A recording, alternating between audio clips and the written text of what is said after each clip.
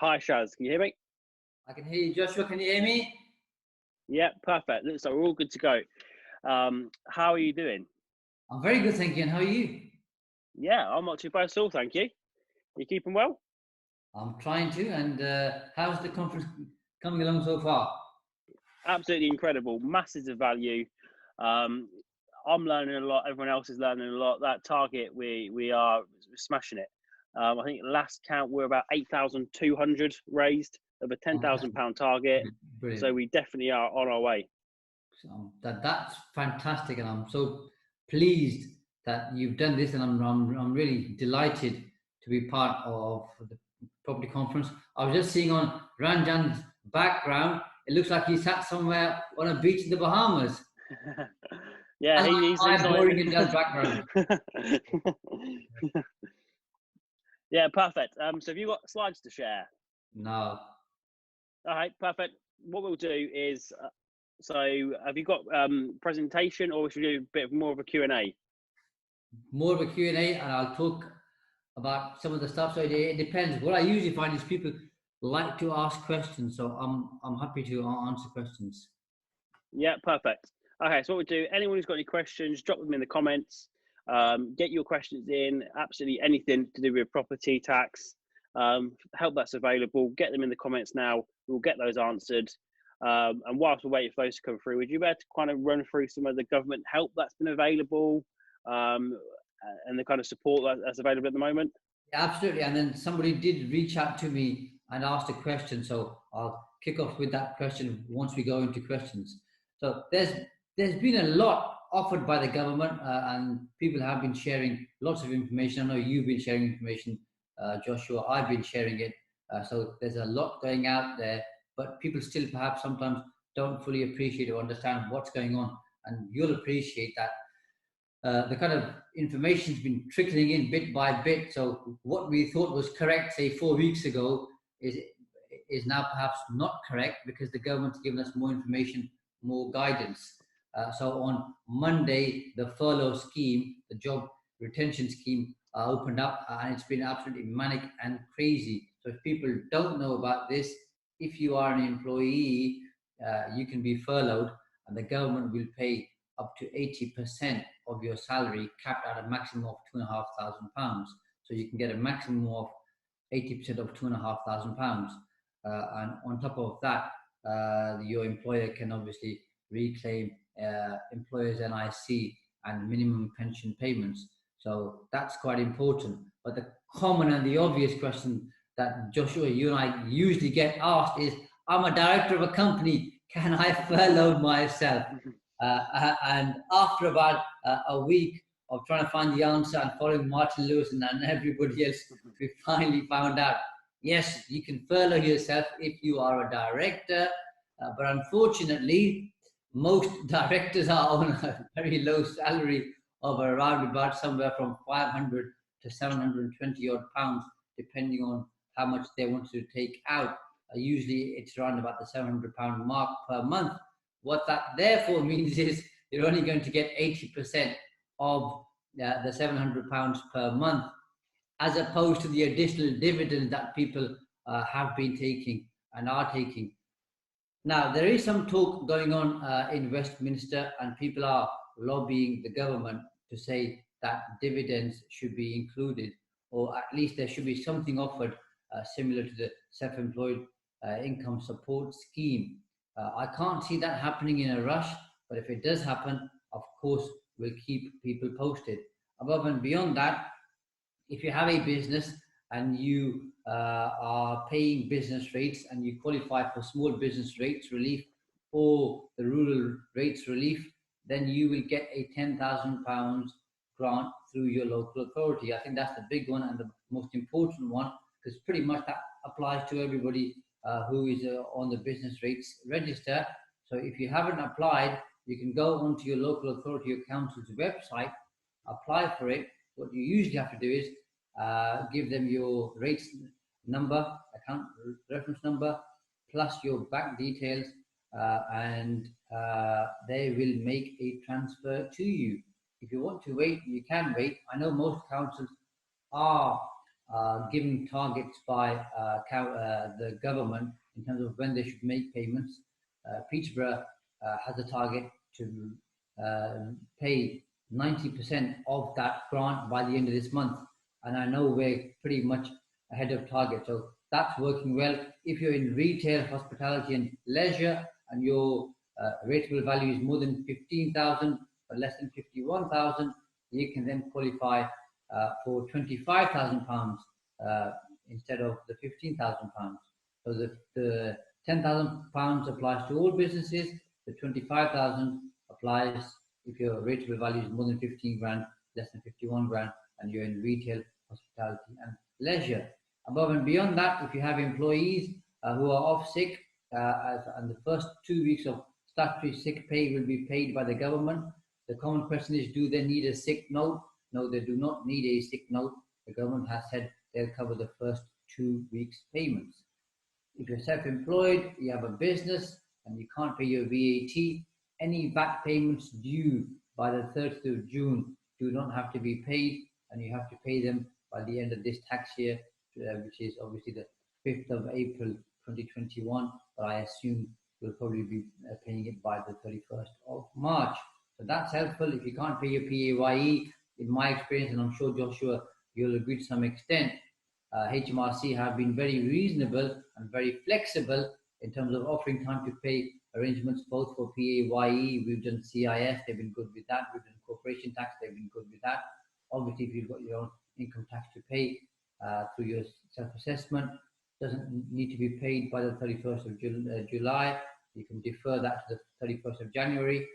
And my big concern here really is people are deferring a lot of payments, which is fine. Obviously, they're trying to protect cash flow. But what I can see is come early next year, and all of these payments need to be made, unless you're kind of very focused and ruthless and brutal with cash flow management, you might be deferring all of these costs now, but remember, you're going to have to pay them later. So make sure you account for those, make sure you budget for those so that you can pay them, because we might get through the next 2 or 3 months, but we might see big and huge challenges after January when all of these payments need to be made. So the most important thing I think every business and individual who's listening to this today should be doing is they should create an emergency budget for themselves. And in that budget, be ruthless with your costs. So cut wherever you can. I'm still finding people aren't cutting all of their costs because they're thinking, I might need this later on. But if you need it later on, you can always get it later on. But be very, very, very ruthless with your budget. Cut costs where you can. And if you've got savings, then you might have to eat into those. But obviously, I've not covered too much on the coronavirus business interruption loan that's available. The chance has been very good in terms of saying if you need less than £250,000, you don't need to provide a personal guarantee or any form of security. Banks are still very slow with this.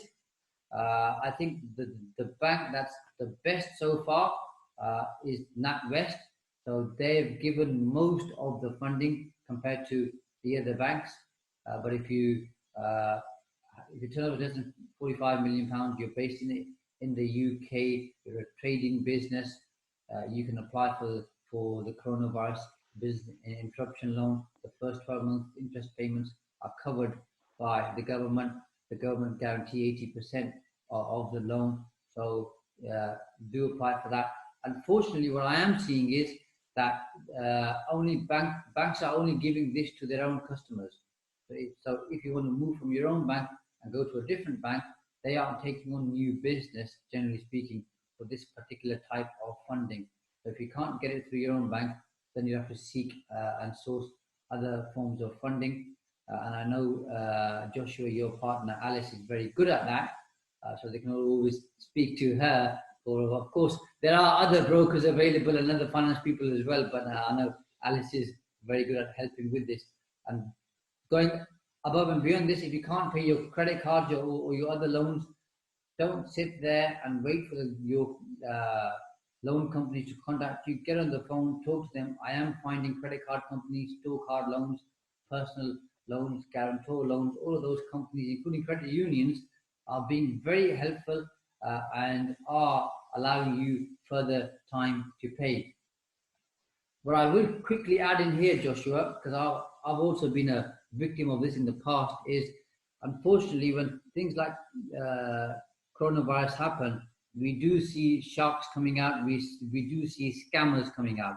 There's a lot of scams taking place right now where people are receiving emails from local authorities, where hackers are pretending to obviously be repaying or paying that small business grant. There are hackers sending emails from HMRC, from banks. So you need to be extra vigilant with those emails and stay away from these scammers. And it's unfortunate people are using this particular calamity as an opportunity to scam people, but you need to be extra vigilant. So I've got loads of other tips here, by the way, Joshua, which I'm happy to share with people in terms of their own personal cash flow planning. But if there are any questions, I'm happy to answer those now. If not, we can wait later. While you do that, while you do that, Joshua, what I'm going to do is a chap called Mark Leck kindly sent me a message through Facebook Messenger, and he said he'd be on this particular call or talk. And the question he wanted me to answer was, do I think that Section 24 will be moved over to limited companies too in the next 5 years? And the obvious and the honest answer, really, Mark, is nobody knows. And anything's possible. I mean, 7 years ago, had you asked Joshua and myself that will something like Section 24 be introduced to property investors, we'd have said, no, it's crazy. We can't see this happening. Because if other businesses are able to reclaim or get tax relief on their interest payments on loans, then why would it only affect property investors? But obviously George Osborne changed that. So going forward, do I think it will be moved over to companies? I don't know is the answer, but what I can tell you is that the Chancellor's made it very clear that he is going to equalize tax, which means the self-employed will have to pay more tax, and it will be in line with people who are employed. With that, he may take a view on how much extra tax will be generated if he moves Section 24 to companies. So it is a possibility. I'm sure Whitehall will bring it to his attention. And if there's enough money in it, who knows? The second part of Mark's question was, what do I think of mixed partnerships? So these are basically called hybrid companies where you have an LLP alongside a limited company. What do I think of them? I think they're a good planning tool. I think they're underused. People don't make as much use of them as they could do. I am a fan of those. We do use them for planning. And I think you should seriously consider a mixed partnership alongside considering incorporating your property portfolio, because every situation, every scenario is different. It's hard for me to give you a blanket answer, but what I would say is think about mixed partnerships when you're thinking about incorporating, because that could be a much better route. And part of the reason obviously is it depends why you're incorporating. Is it just for Section 24, or are there other reasons like capital gains tax, uplift in the base cost, inheritance tax issues? So you've got to look at the overall picture, and I think mixed partnerships are a good planning tool in helping with the overall picture. The only key advantage or main advantage within the incorporation obviously is you get an increase in uplift in the base cost. You don't get that with mixed partnerships, but there are other benefits to mixed partnerships that you don't get if you have a limited company. So it's a mix and match horses for courses. I hope that answers your question, Mark. Any other questions, Joshua? Yep, let's have a look. So what we got here. How do I save tax when selling my commercial property? I've not done any refurb.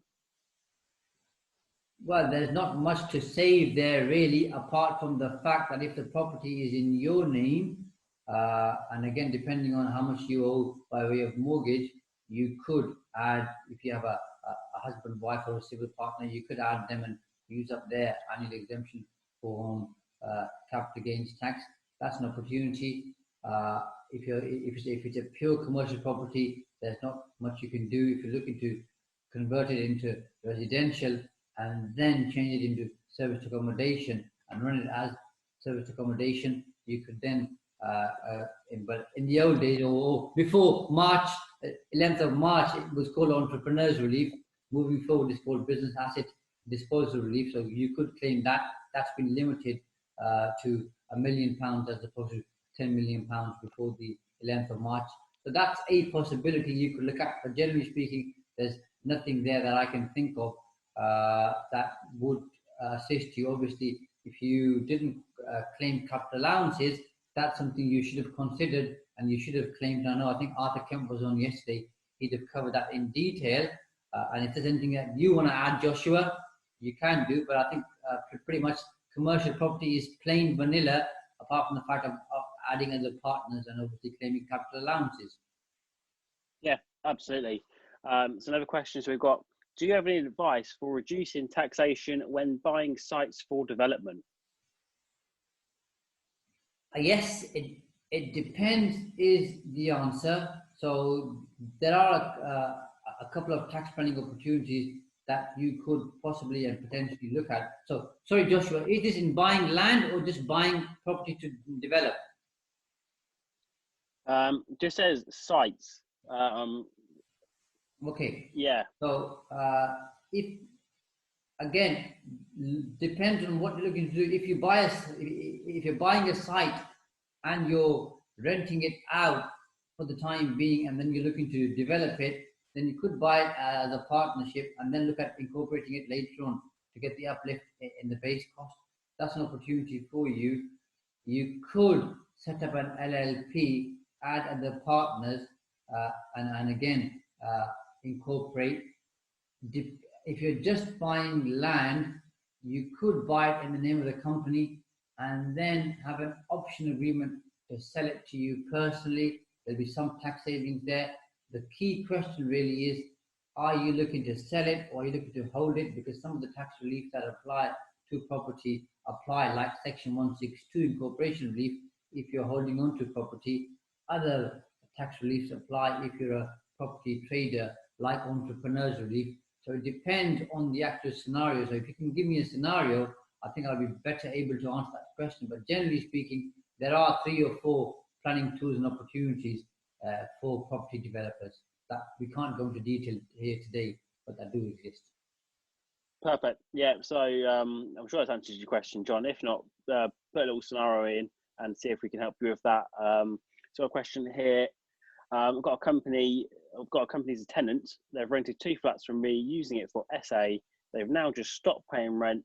They've sent a blanket letter. Will they be entitled to government help at all? They do not pay business rates. So is this a rent deal or are they talking? Yeah, so this sounds like they're the landlord in a rent-to-rent situation, and essentially whether their tenant is entitled to any help as an SA operator not paying business rates.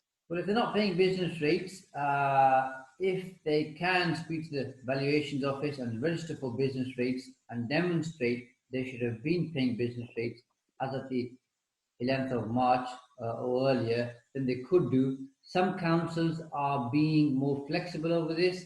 Some are more rigid. So it's basically at the discretion of the council. But other than that, there's nothing else available to them, unless obviously they have a limited company and they're a director of that company, then they could furlough themselves and claim 80% of their salary. I forgot to add earlier, of course, if you furlough yourself as a director, you can no longer continue working for the company, apart from obviously only doing statutory duties like the filing of accounts and the filing of VAT returns and that type of work. And there are several different statutory duties that a director has to do. So if you type in statutory duties of a director on Google, you'll see those. But apart from those, you can't do any of the work for the company. They can't claim the small business grant. They can't claim the self-employed income support scheme. So the only option for them is to furlough themselves. Other than that, there's nothing else available to them right now, apart from the fact that obviously if they have a good business, they could try and get a loan from their bank, but there's nothing else available to them, I'm afraid, that I can think of, unless you can think of anything, Joshua. Yeah, that's it really. With service accommodation operators, if they're not getting the business rates grants through, it's literally kind of just aim to break even, get debt if you need it, and then just kind of hope for the best.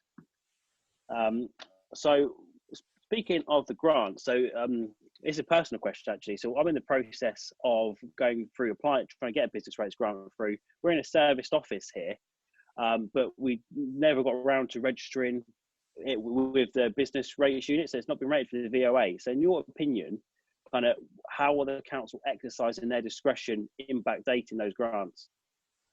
So if you can get the VA to list you for business rates, that's the key step. If you can achieve that, Joshua, then your job is to demonstrate to the council that you are occupying the property and that you should have been paying business rates. I think that's less of a hurdle, because of course you'll have your accounts, you'll have other bills available, and as long as you can demonstrate it's an oversight and you should have been paying business rates, I think you'll be okay. Of course, because you're based in Peterborough, if you have any problems or challenges, you can let me know. I'll happily speak to the council on your behalf, simply because I've obviously been to see you in your business. I know you were there before March, so I can vouch for you. And because I'm a councillor in Peterborough, I have a reasonable understanding of how all this works, and I'm happy to support you with your claim. That's no problem whatsoever. Perfect. Thank you very much. But obviously, for any of the listeners and viewers who are based outside Peterborough, I don't have the same flexibility to assist you, but I'm happy to answer your questions. Perfect. So we've got another question coming in, again on grants. So we have a caravan park, which is now closed. Our seasonal pitchers have decided to stop paying their site fees. We have property investments. Can we still get the grants for the caravan park? You mean the caravan park as a trading business in itself, Joshua, yeah? Yeah, I'm not quite sure if there's the caravan park is in an entity with the property investments. That's not clear, but it sounds like, yeah, there could be as a caravan park, which is a trading business there. Yeah, so obviously if the caravan park is a trading business in itself, which most usually are, then they've got the option of, first of all, getting the funding for the coronavirus business interruption loan. That's going to be the single biggest piece of funding. And of course, because the first 12 months are covered, if you don't need the loan, you can always repay it. So it's best to have that as a backup. Would they qualify under retail, hospitality and leisure? It would be difficult, simply because most local authorities would say they don't have fixed premises. Therefore, I think they would be unlikely to give the £25,000 grant, but it's always worth trying. So they can do that. If they are a trading business, of course, depending on which vehicle they've used. So if they have a sole trader or a partnership business, they can then claim the self-employed income support scheme, but only if their profits are less than £50,000 for 18-19 or 18-19 plus the 2 previous years. If the profits are more than £50,000, they won't qualify for that. If they have a limited company, then obviously they can furlough themselves. So that's a possibility or an avenue. They can furlough their employees. That's going to help them and support them. They can defer the VAT, the PAYE, corporation tax, personal tax. That's going to help them to some extent. That pretty much covers everything. I think that's available to them. Yeah, absolutely. So that's that question answered. We've got quite a few coming in now. So we've got one. How would you advise funding a property business, a property limited company, alongside a trading business to fund purchases? Do you recommend using intercompany loans? So the question is how. They've got a trading business and they're looking to get the money from the trading business into the investment company. What are your thoughts on using intercompany loans for that? Well, they've got a couple of options. So if the trading business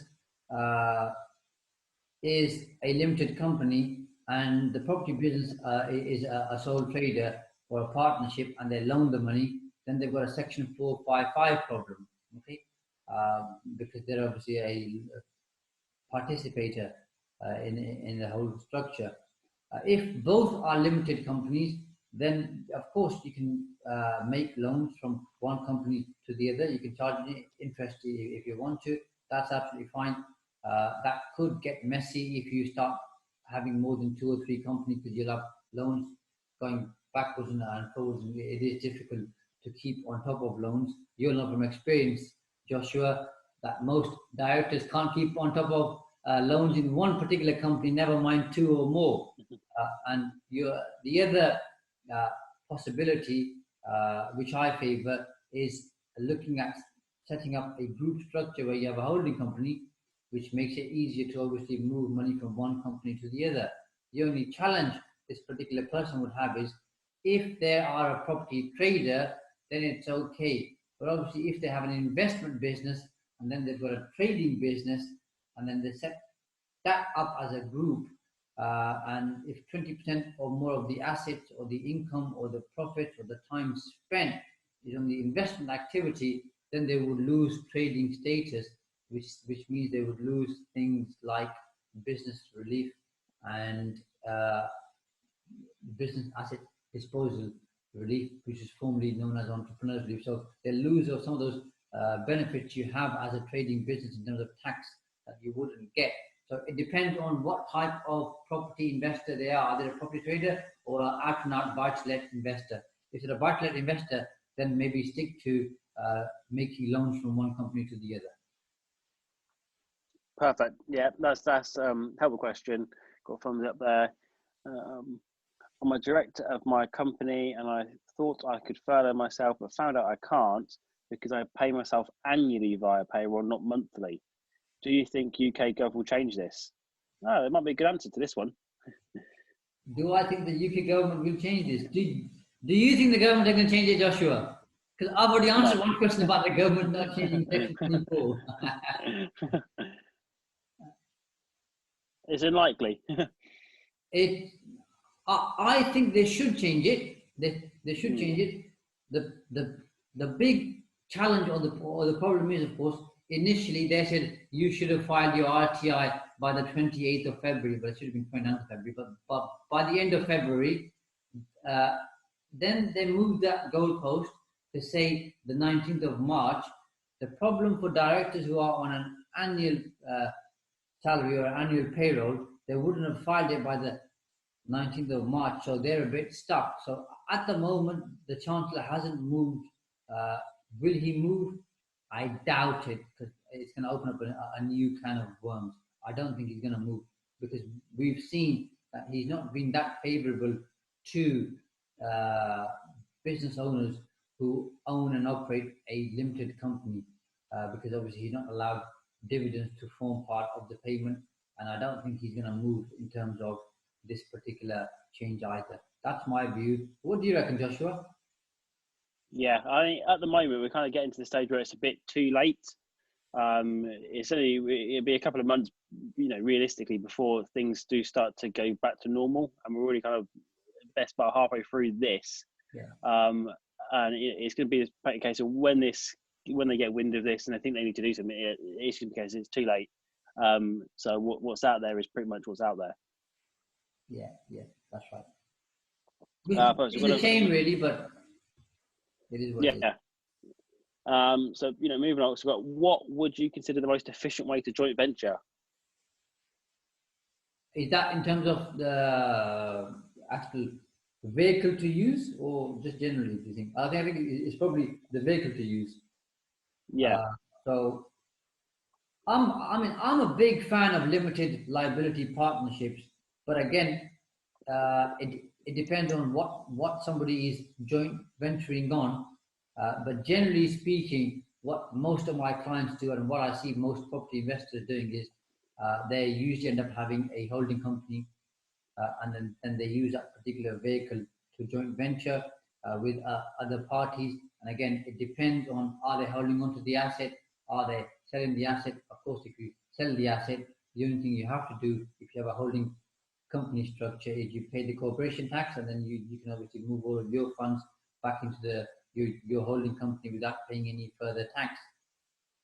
If you do it through your own name, then you're going to have to pay tax uh, on all the profits, which will work out to be more than the 19%, which is the corporation tax rate. So generally speaking, if you're not sure, you don't know which way to go, a good starting point probably is to use a limited company. So my favorite approach is to look at LLPs and limited companies. But if you're not sure, I'd say set up a holding company and use that for all your different joint venture partnerships with different people. And of course, my personal approach is to have a separate limited company for every single deal, especially when you're looking at property developing, because you want to ring fence every deal for different reasons, in terms of bank funding, bank loans, to the amount of risk, to the number of business partners you have. So every deal is different. So it's best to ring fence that deal in a separate SPV. But I know from a funding point of view, sometimes, Joshua, that certain banks and funders and lenders do not like holding company structures because they don't have overall visibility of the holding company. So that can be a challenge. Yeah, absolutely. So we've got another question here. So if a self-employed tenant has asked for a rent deferment and I've shared with them info about universal credit, CBIL, can I ask them for proof of application and what they may be receiving to qualify for the deferment? Yeah, I don't think that there's any problem with asking them for proof to demonstrate that they've gone out there, and I mean, whether universal credit applies to them or not, we don't know. But if it does, then there's no point. There's no issue in asking them for proof of that, alongside asking them proof of other things. I mean, quite a few banks have been very reasonable, so they are giving £500. They are giving interest-free overdraft of up to £500. So if you have an overdraft of say £2,000, you shouldn't be paying interest on the first £500. Barclays are giving you 1 month interest-free. Halifax and Bank of Scotland, alongside a few others, are giving you 3 months interest-free. So make sure you don't pay the interest on the first £500. If you don't have an overdraft, you can get a £500 overdraft. Why am I sharing this with this particular person? In the sense, I'm saying that if their tenant needs the money and they don't have an overdraft, what they could say is, why don't you go to speak to your bank? They'll give you up to a 3 month interest-free overdraft. Perhaps get that and use that to pay some of your rent payments, because of course the person who's asking this question has other bills to pay in terms of that property. So of course they need some cash flow coming in. So that could be a possibility. But asking a tenant for evidence there's no restriction on that whatsoever. Perfect. Okay, we've got time for a couple more questions here. So I bought 2 properties in January, which are rated for small business rates. They've been empty ever since.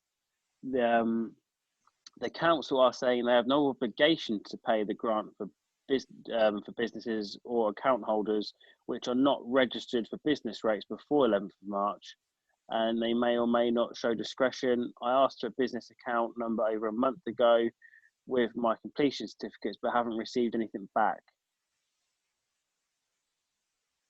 So sorry, just because it was a pretty long question. Is this particular business registered for business rates? Yeah. The message starts saying that they've been rated for business That's what rates. I thought 2 months ago. They've been Yeah. empty. Yeah. Yeah. Yeah. So I think what they might be saying, and again, I'm assuming here, is they might be saying that they've spoken to the valuations office and they've been listed, but the council hasn't given them a reference number. If that's the case, that's not too much of a problem. If they email the business rates department, usually the email address is business.rates@xyzcouncil.gov.uk.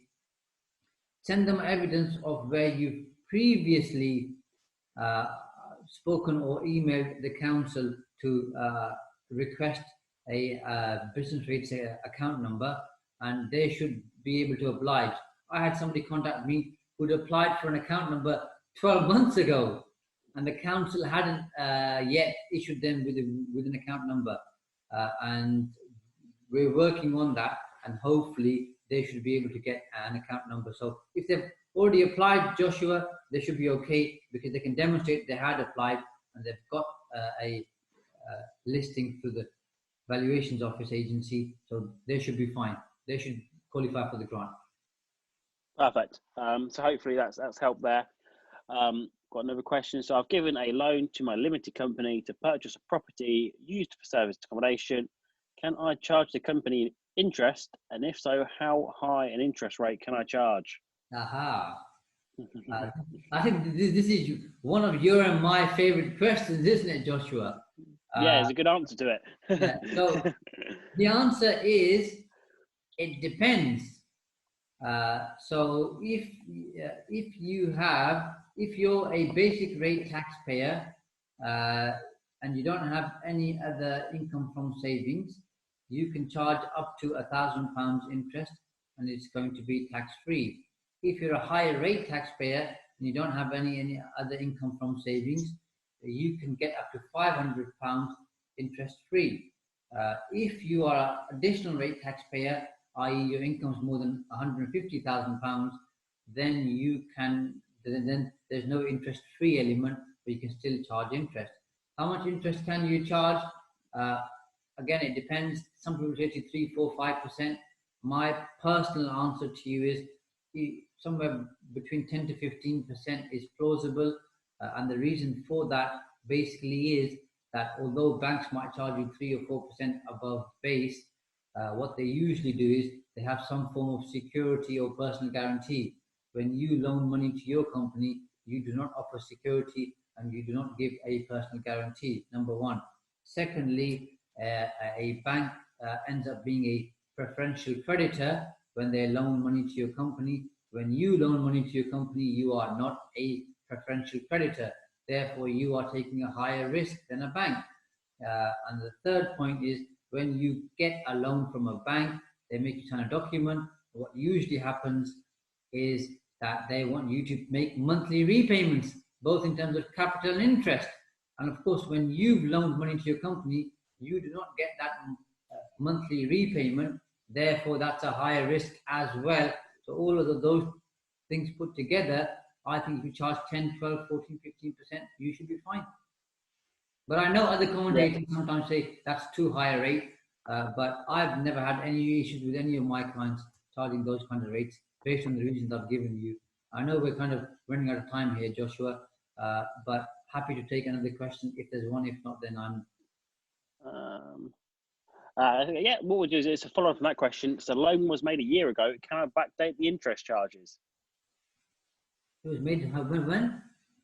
The loan was made a year ago. So can I backdate the interest? Well, it kind of depends when that was, because if the 1920 tax year has ended, so as long as you've made an accrual in your accounts for that particular tax year, then you'll be fine. So it depends when your accounting year end is in line with your fiscal tax year, which obviously runs from the 6th of April to the 5th of April. I don't know those dates, but if I assume that your accounting tax year end is 31st of March, then you can put an accrual in there for the interest, although the interest hasn't been paid, and you'll be fine. and then obviously you can report that on your personal tax return when you file that tax return, which needs to be filed by the 31st of January 2021. So you've got some time. But if you're talking about going back a year before that, my usually answer is don't bother. It's not worth it. Focus on the future. Don't go back and open up a tax return which you've already filed, because then there's a higher risk of HMRC picking it up for a tax inquiry. So why would you want to do that? Yeah, absolutely.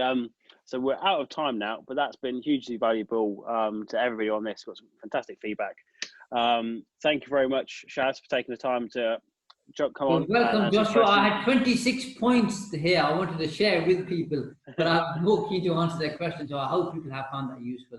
And I want to thank you, Joshua, and everybody who's participated, obviously, for setting up this conference, for obviously donating money to the NHS.